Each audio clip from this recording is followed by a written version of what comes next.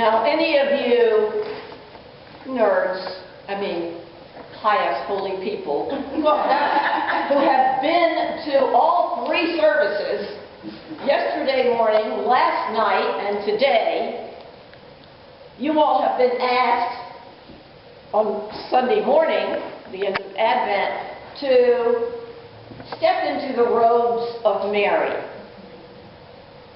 Then last night, you were invited to be shepherds. Anybody want to guess what I'm going to ask you to do today? Donkey. Donkey? Possibility? Any other guesses? Joseph? No. Nice guesses. Wise men? No. I am going to ask you to be sentinels. Sentries on the wall. I'm taking where's my text from Isaiah. Upon your walls, O Jerusalem, I have posted sentinels all day and all night. They shall never be silent.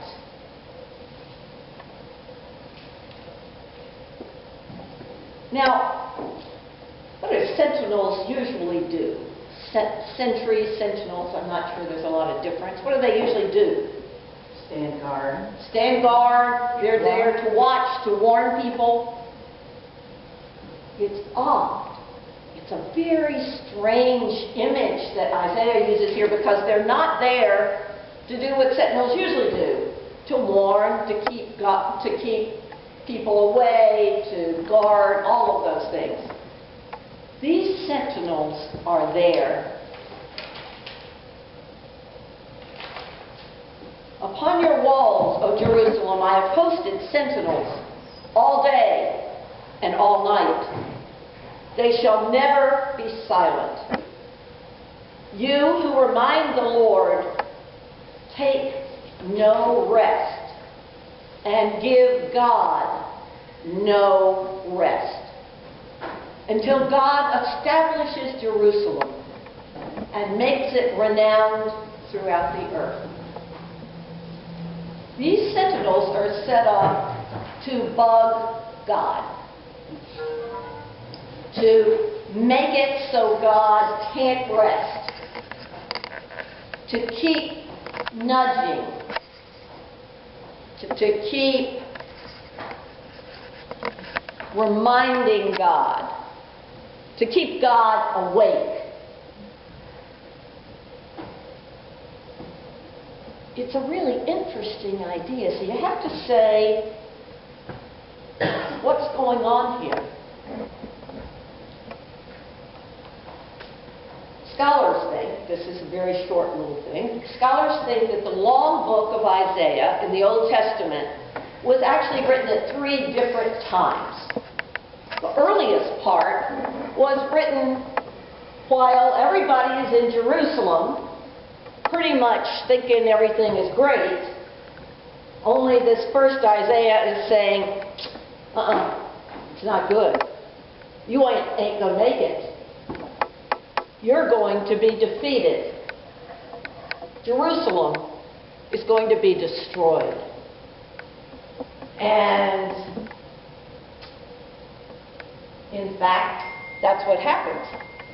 And so along comes the second Isaiah, and he's writing from Babylon, because all of the leaders of Israel have been taken to the city of Babylon, and this second Isaiah is writing to encourage them, because they're pretty sure God has forgotten about them, or that the Babylonian God has beaten their God, and it's all over.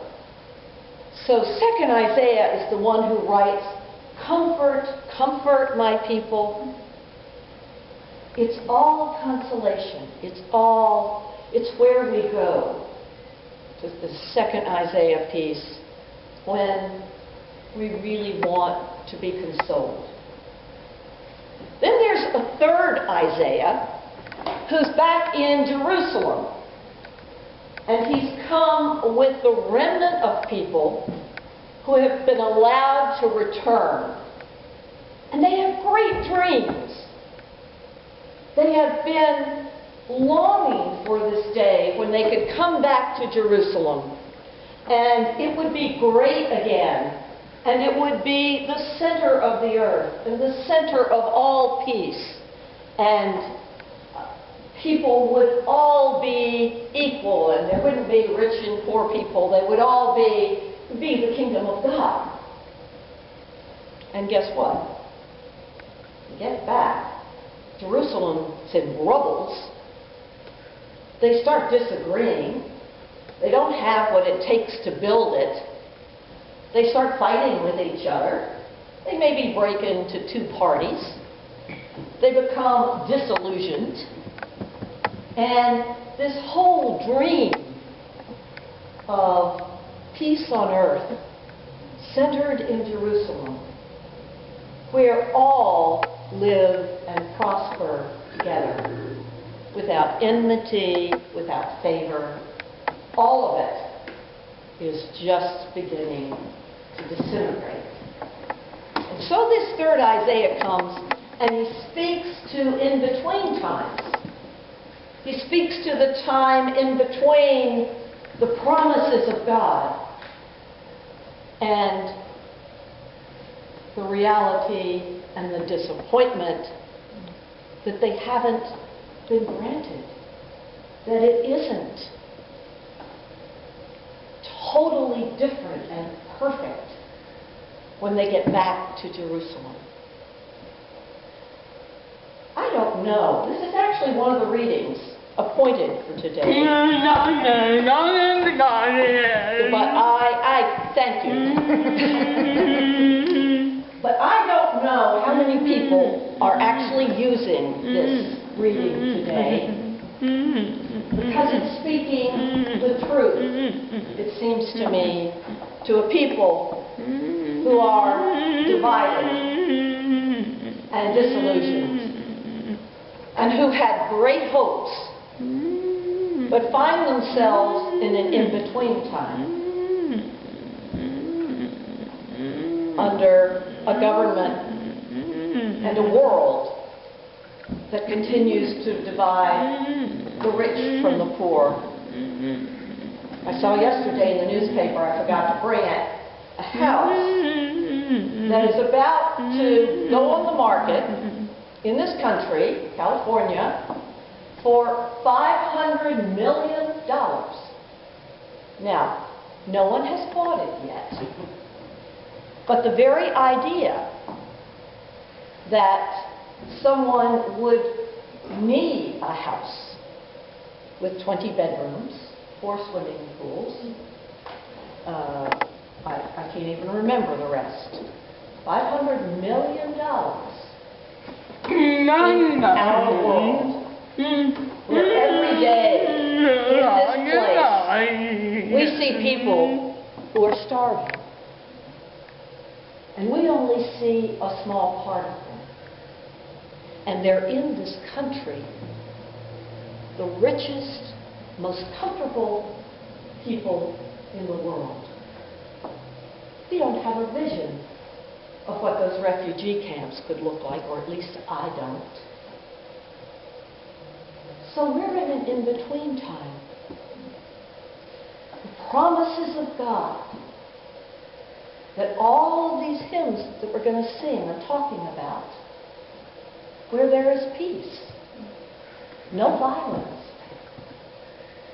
where people live together in harmony, where there is enough and more than enough, where there is abundance. We're in that in-between time. And so this text gives us our job. This text says, this is what you need to be now, people of God. You need to be sentinels that stand on the walls and pray. Pray persistently. Pray for the kingdom that is coming. Pray for the peace of Jerusalem, which in our Christian imaginations is pray for all the people of God. Persistently give God no rest. Step into this in-between time. Be fervent. Don't put away, oh come, Emmanuel, yet.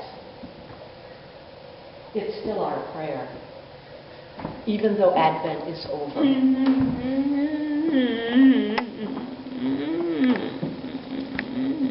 And let us take comfort that this prophetic voice comes before us to say, upon your walls I have posted sentinels all day and all night.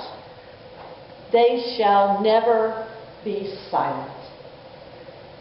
You who remind the Lord, take no rest, and give God no rest until God establishes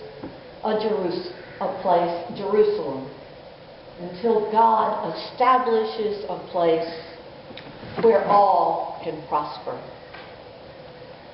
and make your people renowned throughout the whole earth. People who know and live in love and abundance. So shout it out. Come, O come, Emmanuel.